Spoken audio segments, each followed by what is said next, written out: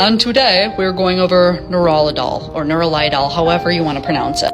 So what is Nerolidol, and how does it act like a plant molecule that makes your life feel a lot better?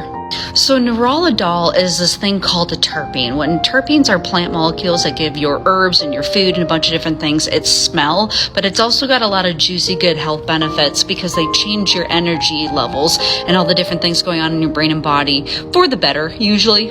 Now, when you're dealing with a plant such as the Lord's lettuce, when you pair up a higher level of terpenes plus other plant molecules called cannabinoids like THCO, CBDizzle, CBN, CBC, CBG, and all those other kind of things, you start getting these other interesting effects. So this one in particular likes us to have this calming, relaxation, kind of sedative effect, which is helpful to know because coping with this thing called planet Earth can get very stressful on some days for many of us humans. So when you light up a strain of your choice that's higher in this likes to come into your brain and say, shh, everything's gonna be okay. Now, even though I said it typically can be calming, relaxing, or a little bit on the sedative side, it can free up some energy in the grand scheme of things by killing off stuff like this. So bacteria, fungi, parasites, other types of toxins. It's also cytotoxic, meaning it likes to eat cancerous cells.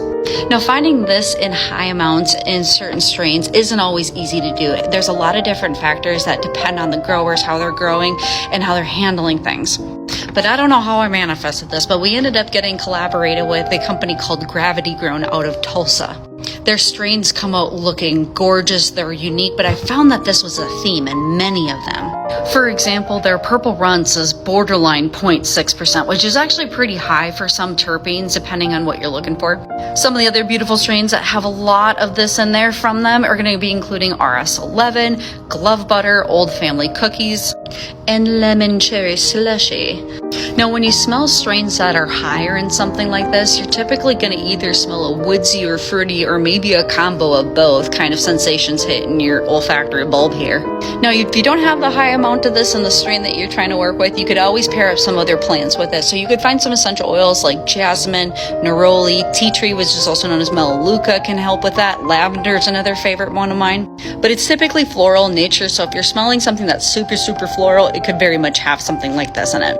If this information is helpful and you want more, why don't you give a click to a like and follow so we can keep this feel-good train of info coming to you.